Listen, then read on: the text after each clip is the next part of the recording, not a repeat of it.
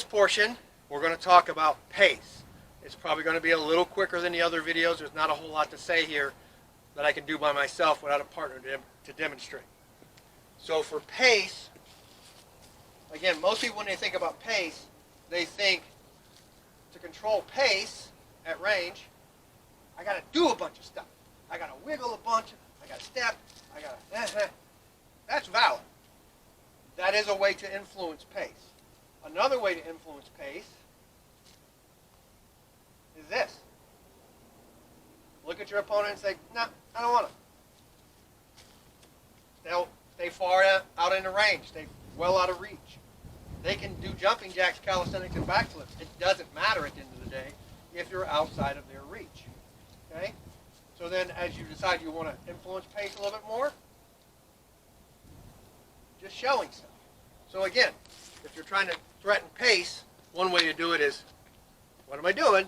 Ha ha ha ha. Another way is simply, that doesn't mean get lackadaisical, because there are people who will jump out of nowhere and just be all up in your face. But always do that calculus and those choices not in reach. Don't ever walk up into weapons reach and try to influence pace by being lazy and lackadaisical, because then you're getting well into timing and you're gunslinging, and that's bad math. That's bad percentages. All right. So if you're going to play with pace, you want to do that at range. All right. Be where you can't strike them and they can't strike you. And if you want to do nothing, do nothing. If you want to threaten and stress, do those things at range, not at reach. You want to use pace, if you can, to cover your transitions from range to reach. So if I'm out at reach and I want to cover a transition, an action I'm going to do to get myself into reach, I can threaten pace actions, putting pressure. Say this fighter keeps their shield well off to their left and their sword back on their shoulder on their right. I want to threaten that leg shot. So I want to get them thinking about that, and then I want to make actions. All right? So that follows directly into the next portion, which is timing. Timing is another thing that's hard to talk about without a partner.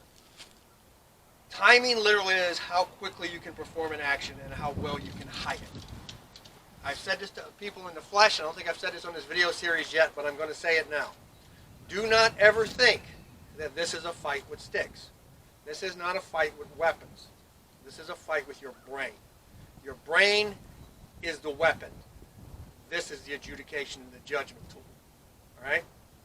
So for timing, if for whatever reason I'm in reach, okay, and I've applied pace things, and I'm pretty sure I've got pace coverage, I'm controlling the pace. This fighter is responding to what I'm doing. When it comes to timing, I want to be able to move my shot in such a way that they can't predict it. So you don't want to cock way back and then throw a shot, because that's detrimental to your timing. That's, hey, look at me, and then you're going to try and you're going to eat it. Just don't do that. You want to get your timing to where every action is immediate. Okay? So, again, if I start at range and I want to transition into reach, I can step, right? And that now puts me in reach. But if I just step into reach and I do nothing, I've sacrificed my timing and my pace. Any pace actions I do out here to influence that pace are pretty much negated the minute I step into reach and just go static, or take a beat, or half a second, or a quarter of a second, to then decide what I'm going to do. Okay, I'm here, what's open? Head, leg, offside, onside, I don't know. Too late. You waited too late. Okay?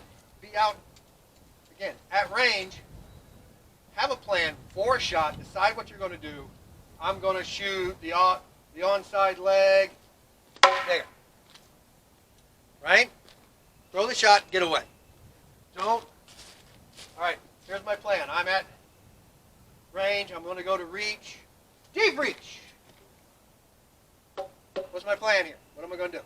You don't, if that's your plan, execute your plan, but don't go in there and then decide what you're going to do. So that's the biggest thing about timing. The second part of timing that's really hard to demonstrate by myself is counter timing. If I'm, again, at range, and I transition to reach, and I'm going to throw the right head, the offside head, with the one cut, and I go to throw that cut right here, I've not only got to hide the timing of the shot, I've got to hope that my timing on the shot beats my opponent's timing of their defense. Meaning if my partner, my opponent, is in a stance like this, or even a classic A-frame, that's a bad percentage shot on me because they got defense. If they're all the way back here, maybe that's a little bit better percentage because maybe I can get my stick in before they get their stick to coverage. Same thing if they're here. Maybe I can get that shot in before they make coverage. Same thing if I'm shooting here against a buckler fighter. You know, like for me, I'm a buckler fighter. I got my buckler down here on my hip, and you shoot the offside head, I've got to make coverage, or I've got to make distance, right? So then it becomes a timing question. Again, I wish I could show this better, but it's kind of hard by myself. I am going to try and do a better series of this later, but right now I want to get this stuff out of my head and on tape. So again, if anybody has any questions or comments or concerns about that, please let me know.